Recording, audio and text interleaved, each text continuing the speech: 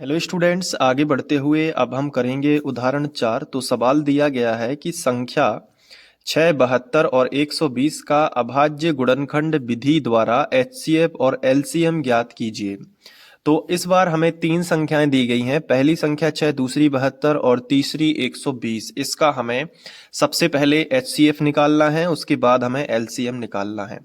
तो जैसा हम करते हैं, सवाल बिल्कुल सरल है, बस ध्यान से देखोगे तो बनने लगेगा बड़े आराम से, और एक बार प्रैक्टिस कर लेना तो और अच्छे से बनेगा।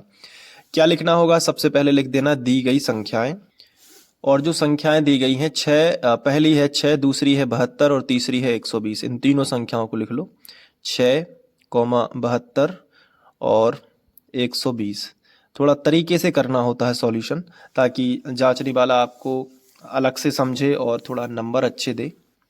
अब चाहे हमें एचसीएफ ज्ञात करना है या फिर एलसीएम ज्ञात करना है, दोनों ही केस में हमें अभाज्य गुणनखंड तो निकालने ही पड़ेंगे। तो हम यहाँ पे लिखेंगे 6 के अभाज्य गुणनखंड, इस तरीके से लिख लेंगे और फिर बराबर का चिन्ह लगा लेंगे। अब फिर दूसरी संख्या लिखेंगे 72 के अभाज्य गुणनखंड, और इसके बाद भी बराबर का जो चिन्ह है वो लगा लेंगे, और इसके बाद हम लिखेंगे 120 के अभाज्य गुणनखंड। तो ये तीनों चीजें आप कर लेंगे, ठीक है। अब रफ पेपर का यूज करेंगे। मैं यहाँ पे रफ पेपर उठा लेता हूँ।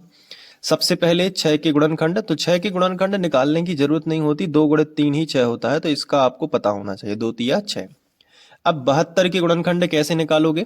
तो देखो, 72 लिखा इस तरीके से, एक खड़ी लाइन और एक आड़ी लाइन, इस तरीके से गुणनखंड निकालने के लिए सबसे पहले कोशिश करो, 2 से भाग जा रहा है तो 2 से दो, अगर 2 से नहीं जाएगा तो फिर 3 से कोशिश करेंगे।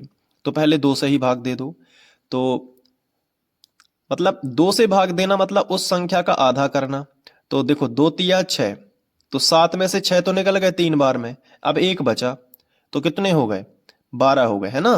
तो 2 6 12, तो 6 बार में, यानी 36 दूनी 72, सीधा सा हिसाब है। अब फिर से 2 से दे दो, तो 2 एकम 2, एक बार में 2 निकले, एक बच गया, लेकिन क्योंकि 3 थे यहाँ पे तो एक बचा, तो वो साइड में आ जाता है। तो कितने हो गए? 16, 2 अट्ठे 16। फिर 2 नाम 18, फिर तो आपको टेबल में ही पता है। फिर अब 2 की दुनिया में 9 नहीं आता है, तो फिर क्या करोगे? 3 से दे दोगे, 3 तिरका 9, फिर 3 से दे दो, 3 एकम 3। तो अब 72 के अभाज्य गुणनखंड में देखो 2 कितनी बार आया है? 1 2 3 बार आया है। तो यहां पे जाके लिख लो कि 2 आया है 3 बार, तो 2 के ऊपर 3 की घात। और यहां पे बताओ 3 आया है 2 बार, सो 3 के ऊपर कितने की घात लगा देना? 2 की घात लगा देना। समझ में आया? ठीक है। अब 120 के निकाल लेना है, तो 120 के लिए फिर से रफ पेपर का दूसरा यूज कर लेता हूं। चलो इसी का यूज कर लेता हूं पलट के। अब देखो, 120 लिखा। अब इकाई अंक अगर 0 है तो 2 से भाग जाएगा ही जाएगा, और 5 से भी जा सकता है, ठीक है।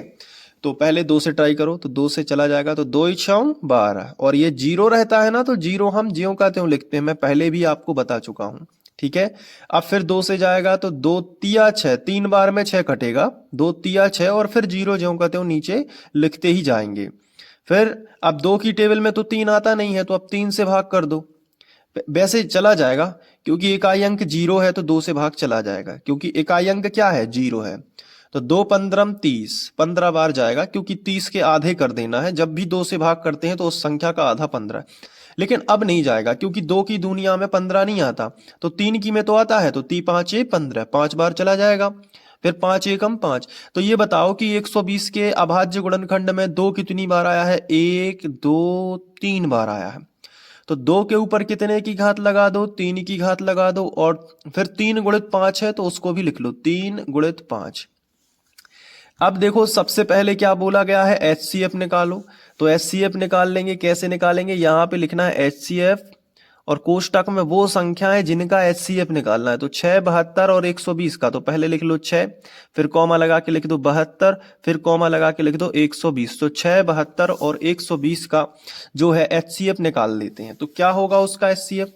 देखो, एचसीएफ मतलब होता है ऐसी संख्याएं लिखो जो तीनों में उभयनिष्ठ हो, जो तीनों के पास हो। संख्याएं बस लिखो, घातों से टेंशन मत लो, घातें कितने की भी हो उससे कोई टेंशन नहीं, केवल संख्याएं देखो। यहाँ 2 है, यहाँ 2 है, यहाँ 2 है, तो संख्या 2 जो है वो तीनों के पास है। फिर देखो, यहाँ 3 है, यहाँ 3 है, यहाँ भी 3 है, तो संख्या 3 भी तीनों के पास है।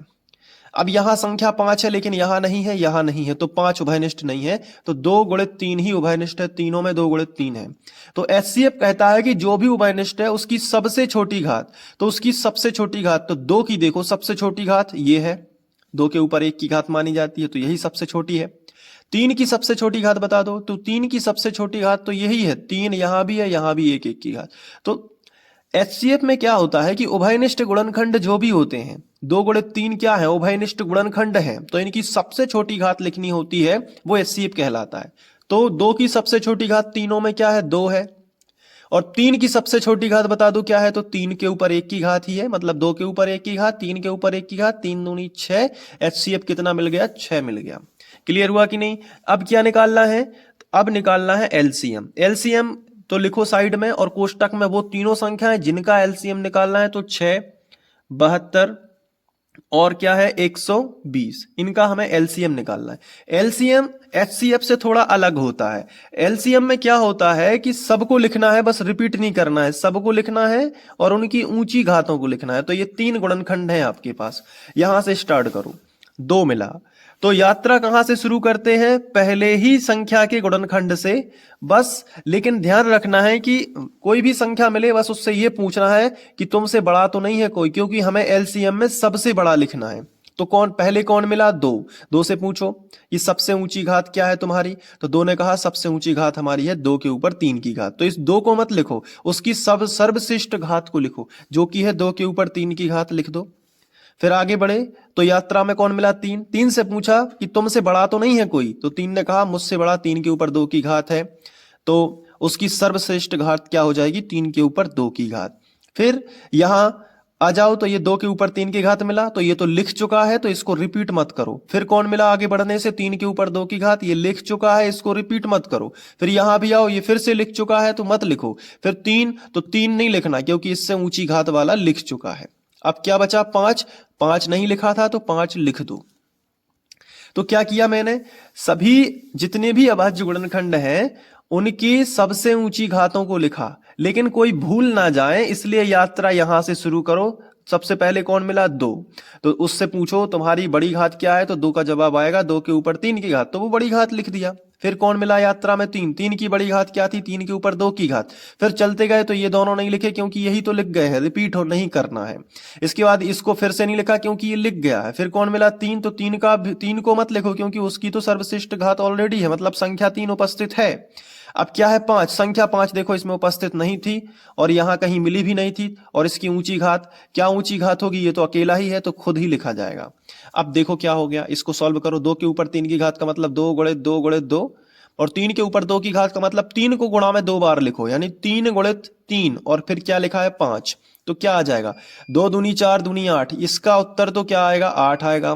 3 तिरका 9, इसका उत्तर 9 आएगा, और गुणित में 5 है तो 5, 8 नाम 72, तो 72, 8 8 गुणित 9 कितना आएगा, 8 नाम 72, और गुणित कितना आ गया, 5 आ गया।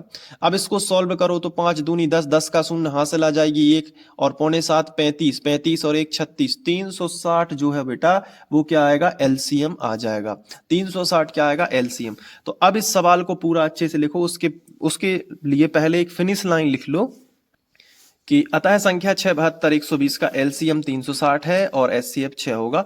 और इस तरीके से आप पूरा सवाल लिख लो। मैं शुरू से दिखा देता हूं, एक एक करके नोट कर लो। कभी स्कूल में कोई क्लास टीचर करवाता है तो अपन को रिपीट करके जाना है ना, और सवाल करके दिखाना है, ये है। और बढ़िया जो है अपना एक शेड्यूल बना लो गणित पढ़ने का, एक एक करके सभी सवालों को अच्छे से सॉल्व करते जाओ। इसलिए मैं एक सवाल को एक ही वीडियो में करवाता हूं ताकि आपको जब भी पढ़ने का मौका मिले तो कम से कम पूरा अच्छे से पढ़ सको। ये देखो, वीडियो को पॉज करते जाना, ठीक है, ठीक है। और नोट्स लेना चाहते हो तो उसकी जानकारी भी चैनल पे उपलब्ध हो जाएगी, और आप चैनल पे बने रहना, रिसेंट वीडियो वगैरह देखते रहना, उससे पता चलता है कि हाँ आपको नोट्स मिलेंगे तो कैसे मिलेंगे, क्योंकि मैंने प्रॉपर नोट्स बना रखे हैं, पीडीएफ बस बननी है और आपको नोट्स मिल जाएंगे। मिलते हैं नेक्स्ट वीडियो लेक्चर में। Thank you.